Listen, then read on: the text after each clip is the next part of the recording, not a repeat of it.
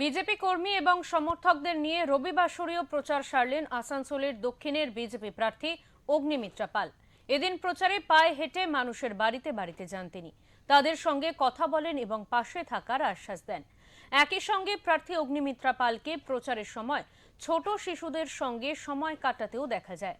অপরদিকে প্রচারের মাঝেই নিউ ঘুষিক এলাকা থেকে সিপিআইএম এর প্রাক্তন কাউন্সিলরের ছেলে গোপাল বাদ্যকর বিজেপি যোগদান করেন। অগ্নিমিত্রা পাল বলেন, প্রচারে মানুষের সমর্থন পাচ্ছি, মানুষ এই সরকারের হাত থেকে পরিত্রাণ চাইছে। 38 থেকে পার্টিতে ছিলাম লাল ঝান্ডা। দেন আমি আমার বাবা কাউন্সিলর ছিল মতিশ বাদ্যকর বলে 10 বছর কাউন্সিলর ছিল। দেন আমার বাবা এখন বয়স হয়ে গেছে। দেন আমার এখন মনে হলো যে আদর্শ আমাদের একমাত্র বিজেপি পার্টি। আর মোদিজির আদর্শে আমরা এই পার্টিতে অনুপ্রবাহিত হয়েছি। আর আমি চাই যে এই আগামী দিনে আরও বেশি করে খাটি এই সরকার, যেমন আমরা সরকারি জায়গা দেখতে চাই, এই চুরি দুর্নীতিমূলক সরকারকে বাদ দিয়ে আমাদের বিজেপি সরকার গঠন করতে চাই। আপনি জয়েন করলেন, আর কে জয়েন করেছে? আমাদের 2-4 জন ছিল, মানে পরিবারের লোকেরা।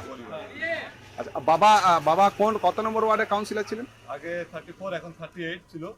দেন এখন 38 হয়ে গেছে, আগে 34 অঞ্চল ছিল কালীপাড়ি। মানে কি কাউন্সিলর? কাউন্সিলর। কি নাম ছিলেন? মতিশ বাদ্যকর। আপনার নাম কি? গোপাল বাদ্যকর। আপনার কে হয়? বাবা।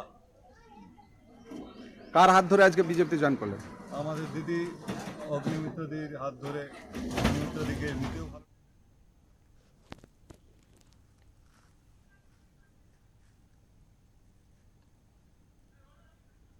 বাদ্যকর উনি বহুদিন ধরে সিপিএমে আছেন এবং ওনার বাবা প্রায় 10 বছর কাউন্সিলর ছিলেন সিপিএমে। একজন জয়েন করলেন এবং আরও অনেক মানুষ জয়েন করবেন।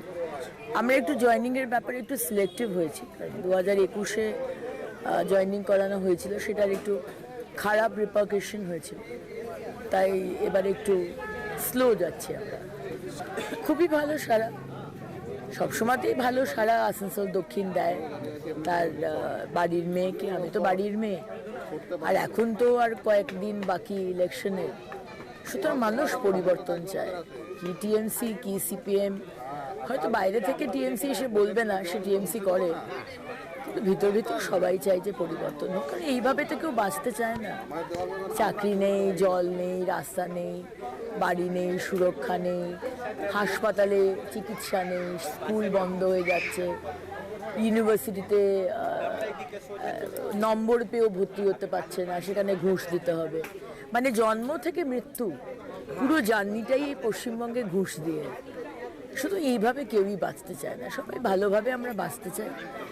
আর মমতা ব্যানার্জি যে ভাবছেন যে হিন্দু মুসলমানের রাজনীতি করে পোলারাইজেশন করবেন, মানুষ একবার হয়তো উজ্জীবিত হয়, হয়তো মনে হয়। Ultimately end of the day আমি চাইবো আমার বাবা মায়ের যাতে চিকিৎসা হয়, আমার ছেলেটা যাতে চাকরিটা পায়, মেয়েটা যাতে চাকরিটা পায়, আমার মায়ের আমার বোনের যাতে সুরক্ষা থাকে। মানুষ কি ধর্ম নির্বিশেষে মানুষ এটাই চায়। আর মানুষ, বাংলার মানুষ এটাই চাইছে, বাংলার মানুষ পরিবর্তন চাইছে। মমতা ব্যানার্জি আপনি 15 বছর করতে পারেননি বা করতে চাননি, আপনি নিজেকে ব্যর্থতম মুখ্যমন্ত্রী প্রমাণ করেছেন। এবার তো আপনাকে সিটটা ছাড়তেই হবে। চিরকাল তো আর একভাবে যায় না, সিংহাসন ছাড়তে হবে। জনতা জনার্দনের যা রায় হবে 4 মে, সেই হিসেবে পরিবর্তন হচ্ছে। বিজেপি সরকার নরেন্দ্র মোদীজির নেতৃত্বে তৈরি হচ্ছে। দিদির হাত ধরে আমরা এই বিষয়ে কথা বলে নেব। আমাদের সঙ্গে রয়েছেন আমাদের প্রতিনিধি জয়ন্ত সাহা।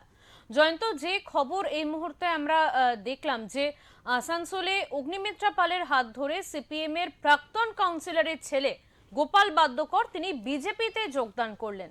ঠিক কি কারণে তিনি বিজেপিতে যোগদান করলেন, কি বলছেন তিনি এ বিষয়ে? দেখো, তোমার প্রথমে জানিয়ে রেখে আজকে রবিবার প্রচার করছেন আসানসোল দক্ষিণের বিজেপি প্রার্থী অগ্নিমিত্রা পাল। কোষাগ্রাম এলাকা, নিউ ঘোষিত এলাকা, এই এলাকাতে সকাল থেকে উনি প্রচারে নেমেছেন, বিভিন্ন জায়গায় প্রচার করছেন, উনি পাড়াতে যাচ্ছেন, সাধারণ মানুষের সঙ্গে জনসংযোগ করছেন, প্রচারে উনি এগিয়ে আছেন।